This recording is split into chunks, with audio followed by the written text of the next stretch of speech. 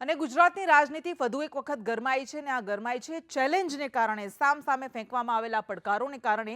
મોરબીના ભાજપના ધારાસભ્ય કાંતિ અમૃત્યા અને વિસાવદરના આમ આદમી પાર્ટીના ધારાસભ્ય ગોપાલ ઇટાલિયા બંને એકબીજાને ચેલેન્જ આપી છે અને બંને સામસામે આવી ગયા છે. રાજીનામું આપીને મોરબીથી સામસામે ચૂંટણી લડવાની બંને ચેલેન્જ ફેંકી ચૂક્યા છે.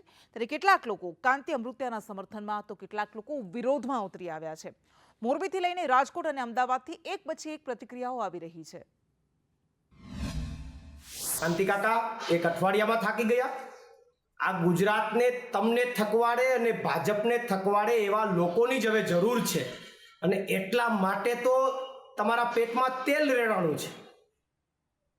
કાંતિ કાકા, તમે એમ કહો છો કે ઉપાડો લીધો છે, તો તમે ભાજપવાળાએ છેલ્લા 30 વર્ષથી આ ભ્રષ્ટાચારનો જે ઉપાડો લીધો અને એના કારણે સુરતમાં તક્ષશિલા કાંડ બન્યું અને અનેક નાના બાળકોએ જીવ ગુમાવ્યો. એ ઉપાડાનું કાંતિ કાકા શું? અજય જ્યારે બજારમાં આવે ને અજય સારા કામ કરે એટલે અજયને બસ નીચે બેસાડવા માટેના બધા પ્રયત્ન ચાલુ. મને કોઈ ફેર નથી પડતો, પણ હા, મોરબીની જનતા કહેશે એની સાથે હું ઊભો રહીશ, નાના પ્રશ્નોની સાથે ઊભો રહીશ. પણ હા, તમને એવું હોય કોઈને ગામ લોકોને કે અજયભાઈ રાજનીતિ કરે છે, તો રાજનીતિ નથી કરતો, હું પ્રજા સાથે ઊભો રહેવાનો છું. પ્રજાએ સ્વીકાર્યું હતું, એ તમારાથી સહન નથી થતું, અને પ્રજા હારે અમારે નહીં ઊભું રહેવાનું. પ્રજા હારે રહીને કદાચ અમને 2% અમને અમારી લોકચાહના વધે, એ તમારે દેખી નથી એકાથી. 2 દિવસથી આ ચેલેન્જ કરી રહ્યા છે.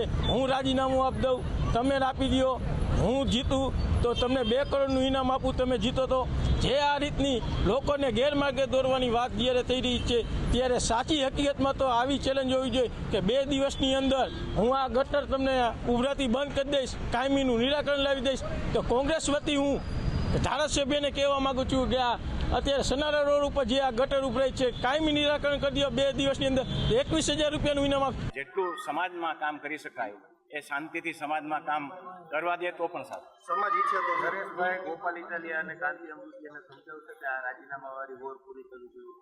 મારી સમક્ષ પ્રશ્ન કોઈ પણ આવશે તો કોઈ પણ પ્રશ્નોનો હલ કરવાનો હંમેશા અમે કોશિશ કરતા હોઈએ. આજે જે કાંતિભાઈ અમૃત્યા અને ધારાસભ્યને જે ગોપાલભાઈ જે ચેલેન્જ આપે છે, મોરે મોરો, તો એક વખત તમે મોરબી આવી જાવ લડવા.